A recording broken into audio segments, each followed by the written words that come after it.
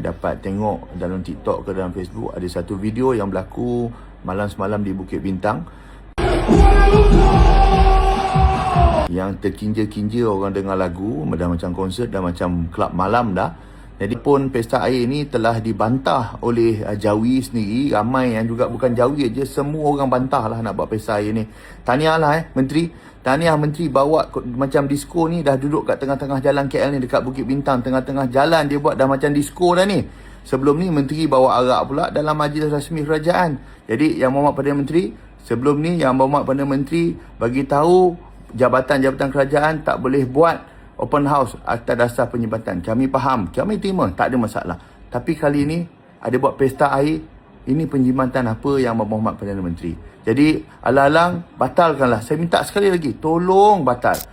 Rain Rave Water Music Festival, satu pesta muzik di tengah-tengah Bukit Bintang yang disokong sepenuhnya oleh Kementerian Pelancongan sempena Tahun Melawat Malaysia 2026. Adakah ini imej yang mahu dipersembahkan kepada pelancong luar negara? Atau mungkin rakyat biasa yang tidak faham bahawa inilah tafsiran golongan intelektual tentang nilai-nilai madani?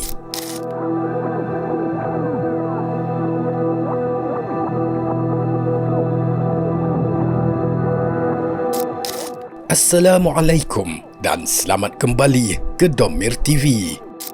Melalui Bayan Linnas siri ke-351, Sahibus Samaha Mufti Wilayah Persekutuan dengan sangat tegas menyatakan bahawa hiburan ada batasnya dan konsert berunsur maksiat wajib dihentikan. Jawi, bahagian dakwah JAKIM, kedua-duanya di bawah JPM Hal Ehwal Agama, serta beberapa masjid seperti Masjid Asy-Syakirin KLCC juga telah menyuarakan bantahan terhadap festival ini. Namun di sebalik ketegasan ini, umat Islam dalam negara tetap bertanya, di manakah suara Menteri Hal Ehwal Agama sendiri?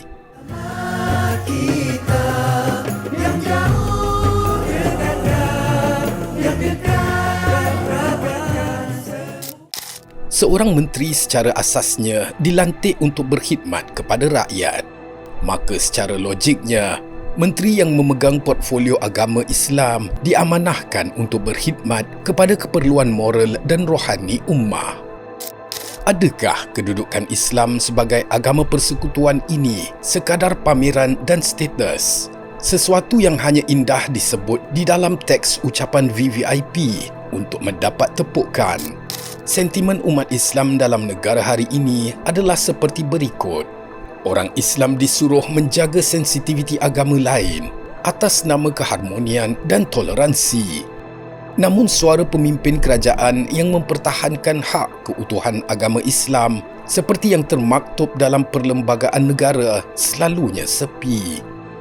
Ia hanya disuarakan oleh pihak yang mempunyai kepentingan politik, kepentingan peribadi dan pempengaruh media sosial.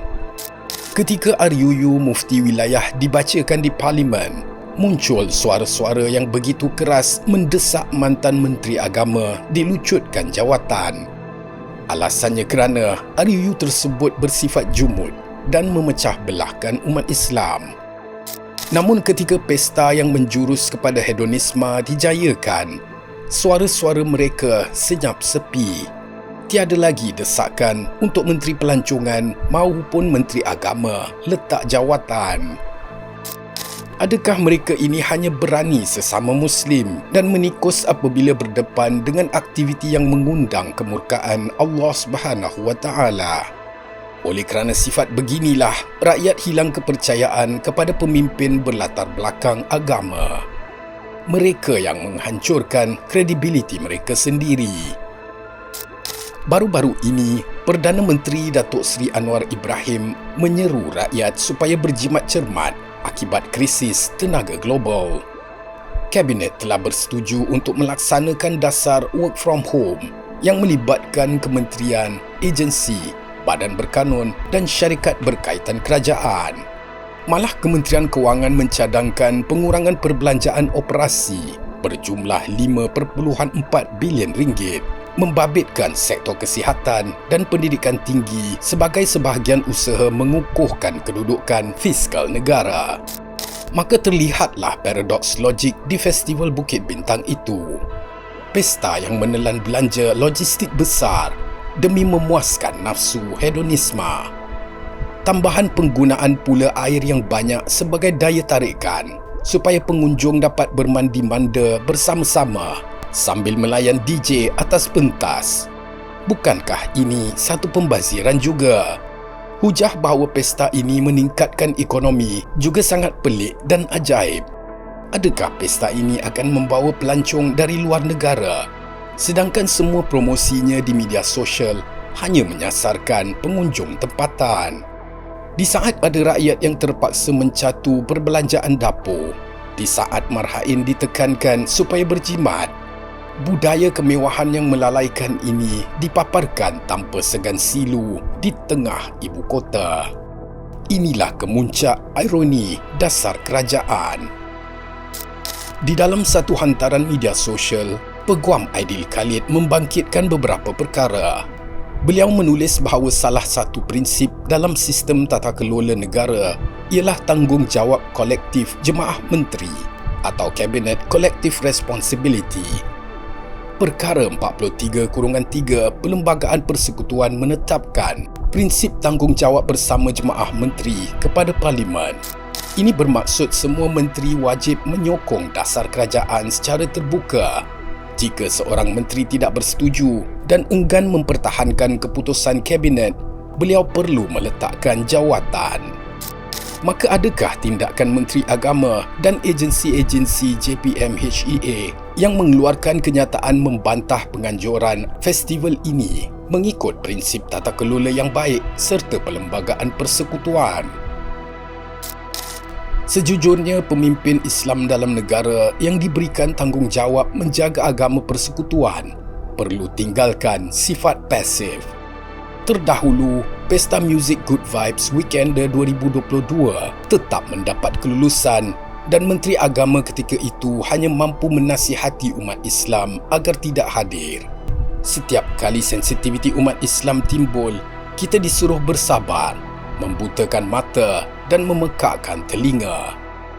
Jika seluruh rakyat negara ini berfikir secara waras, moraliti dan kesopanan awam merupakan tiang asas dalam setiap peradaban, tidak mengira agamanya. Tokoh sosiologi Islam terkemuka Ibn Khaldun pernah mengingatkan bahawa fasa terakhir kejatuhan sesebuah tamadun ditandakan dengan kecenderungan masyarakatnya mengejar hiburan dan kemewahan yang melampau. Keruntuhan jarang sekali hanya disebabkan oleh ancaman luaran, tetapi disebabkan oleh kehilangan disiplin dalaman, kehilangan solidariti sosial dan ketidakcekapan politik. Sejarah telah merakamkan dengan jelas bagaimana tamadun-tamadun agung tumbang akibat kebejatan moral dari dalam. Dari kejatuhan Empire Rome yang mabuk dengan pesta hedonisme dan kemewahan elitnya, hinggalah kepada kejatuhan tamadun Islam di Andalusia apabila para pemimpinnya lebih mengutamakan hiburan dan kelalaian berbanding pedoman agama.